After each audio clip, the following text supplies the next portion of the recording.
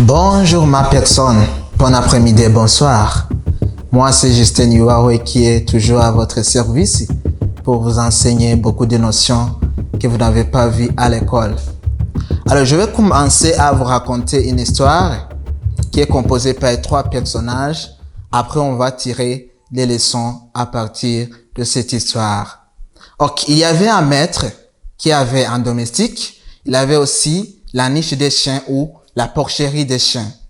Un jour, le maître s'est convenu avec son domestique que le domestique devrait travailler avec la prudence tous les travaux domestiques, y compris la propriété des assiettes, la propriété de tous les instruments de la cuisine.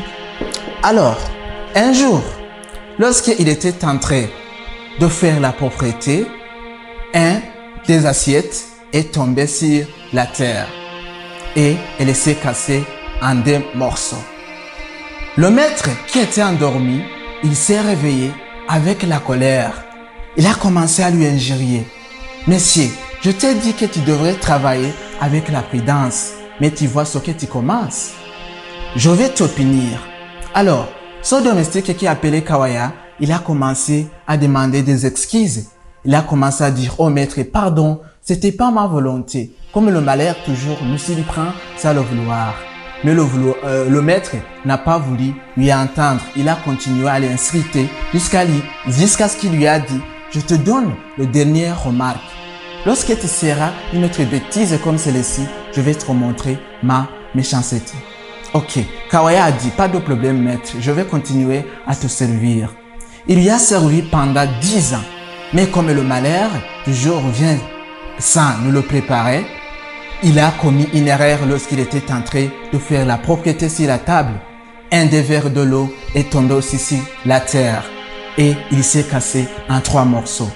Le maître qui était endormi, il s'est réveillé avec la grande colère. Il a dit, « Qu'est-ce qui se passe Kawaya? Je viens d'entendre un bruit de quelque chose qui se tombe sur la terre. Je te demande ce qui se passe. » Kawaya a commencé à trembler. Il a dit, « Maître, pardon. Tu vois, j'étais en train de faire la propriété sur la table, mais tu vois un verre de l'eau vient de tomber sur la terre et il vient de se casser en 3 morceaux. » Le maître a dit, « Je t'ai donné le dernier remarque, maintenant je vais te punir.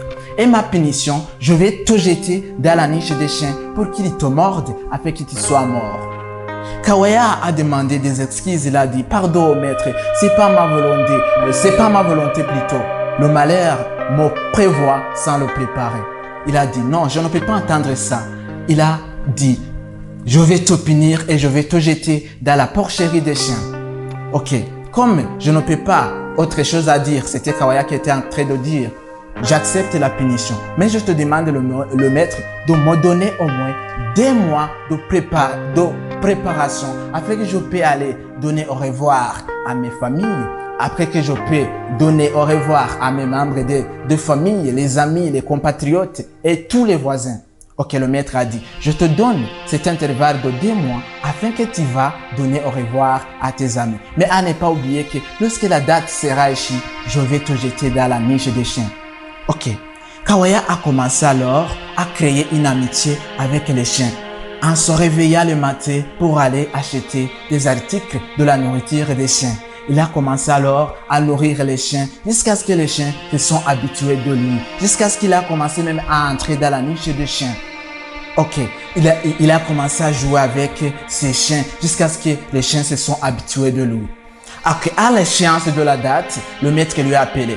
« Viens, je vais te punir. Je t'ai dit que à la date de 2 mois, lorsque l'échéance de la date sera arrivée, je vais te jeter dans la niche des chiens. » Alors, il a appelé les géants du quartier pour qu'ils puissent lui enfiler, puisqu'ils puissent lui enfiler des chaînes. Après, on lui a jeté dans la niche. Après avoir jeté ce monsieur dans la niche, les chiens ont commencé à jouer avec lui. Ils ont commencé à lui donner des bisous. Ils ont commencé à lui donner des kisses.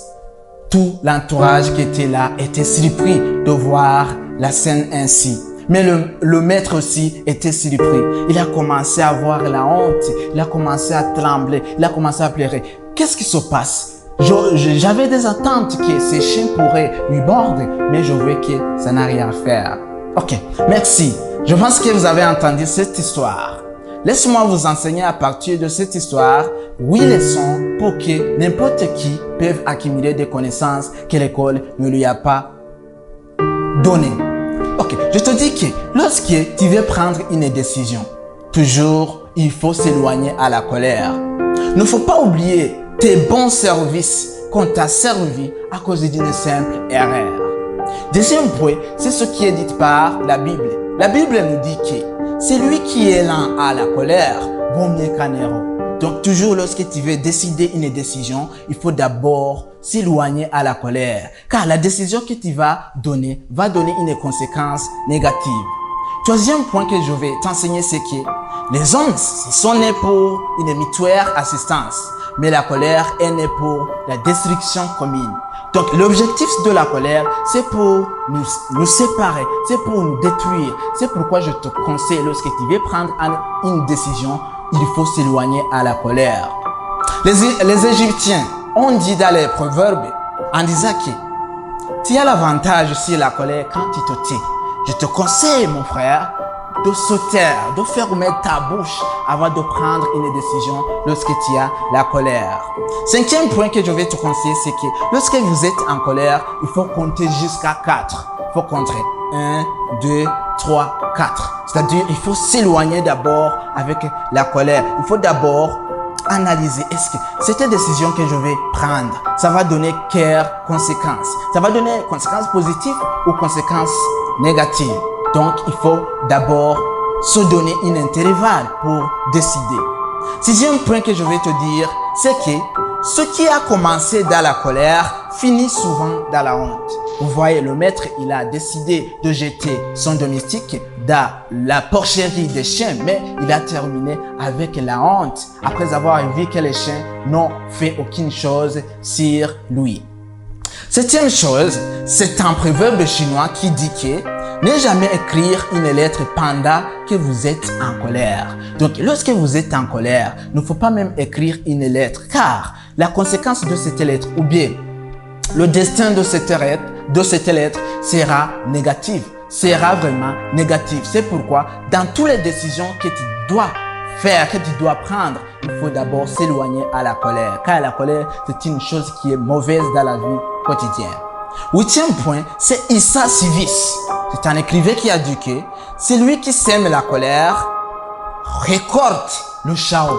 Le chaos, c'est un désordre. Lorsque tu sèmes la colère, lorsque tu mets en avant la colère, toutes les décisions que tu vas prendre seront en désordre. Toujours comme en bonus, je te dis qu'il faut rêver grand, car chaque patron a commencé comme un ouvrier. Donc, avant de terminer, je te conseille alors de s'abonner sur cette chaîne, de me laisser un pouce bleu, de laisser un commentaire et de partager ces vidéos tout partout pour que tes amis qui sont loin de toi puissent aussi accumuler des connaissances que l'école lui a cachées. Je vous remercie. Ciao, ciao.